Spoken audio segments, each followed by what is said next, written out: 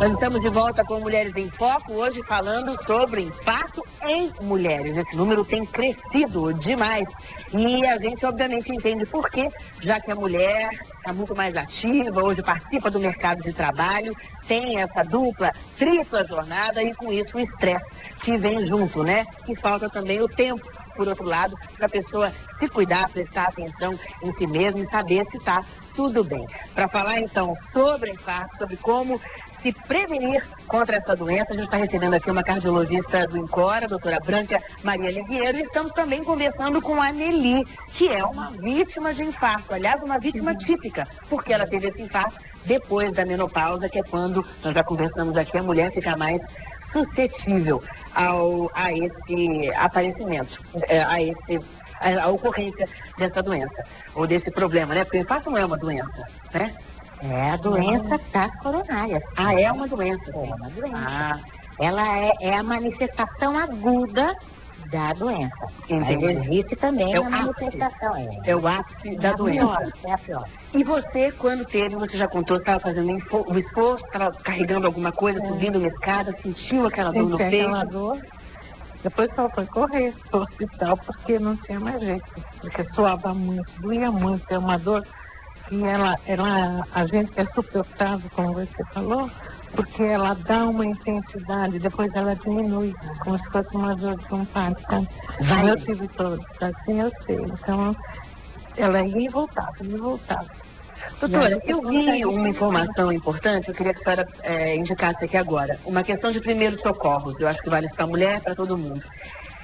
Eu li que, num momento como esse, por exemplo, quem se socorreu em casa, se te desse uma aspirina, isso ajudaria até o socorro chegar, obviamente, porque precisa de um socorro de qualquer maneira. Isso é verdade? O tossir, dizem que também vai adiar. Isso é verdade? Eu acho que você até pode fazer isso, pode ser recomendado, mas desde que existe um risco, porque se a pessoa tiver uma história prévia de doença, tipo uma hemorragia gástrica ou gastrointestinal, uma úlcera, ela pode assim? ter complicações em decorrência do uso desta aspirinazinha, né? Então, eu acho que a melhor coisa é você chamar o resgate. Chamar o médico imediatamente, não esperar. Massagem cardíaca, adianta alguma coisa? Se for necessário, mas a pessoa tem que saber fazer.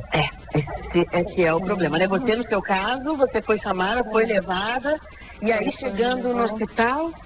Eu já conhecia o hospital, então eu já fui direto na salinha que... Mas você já conhecia por quê? Peraí, eu estava achando que a saúde era ótima. Não, mas porque eu tenho a família grande, eu sempre acompanho os meninos, minha filha sofre bronquite. Entendi, tá.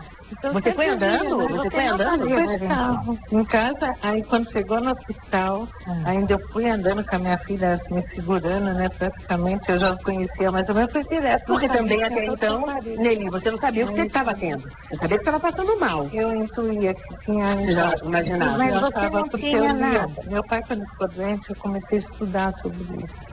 E o que você relacionou? A dor no peito, né? A dor no peito. Eu falei para eles, estou tendo um infarto. Aí eles, trataram e falei, e você nunca tinha feito um exame anterior? Eu fiz de sangue. Eu acompanho, todo ano eu faço. Mas mesmo antes de ter o infarto? Antes de ter, eu fiz. Em julho eu fiz todos os exames, até de esforço. E quando foi o infarto? Em maio. Em maio do ano passado, no ano seguinte. Em maio do ano seguinte. Então, maio é 5, quase um ano depois, na verdade, eu sempre né? fazia um check-up. Eu tenho esse costume. Pois é, essa questão agora entrando um pouco aí na prevenção, então, né, doutora? O check-up. Todo mundo tem que fazer? É uma vez por ano? Isso vale para todo mundo? A partir dos 20 anos, as pessoas devem começar a fazer as suas avaliações periódicas. E essas avaliações principalmente quem já tenha algum caso de doença documentada na família. Tá. Então, e essas avaliações a partir dos 20, o quê? Eletrocardiograma, esforço? A bioquímica sanguínea, que inclui o colesterol total, as frações do colesterol, se houver necessidade, dependendo do valor que der. O eletrocardiograma também, o eletrocardiograma,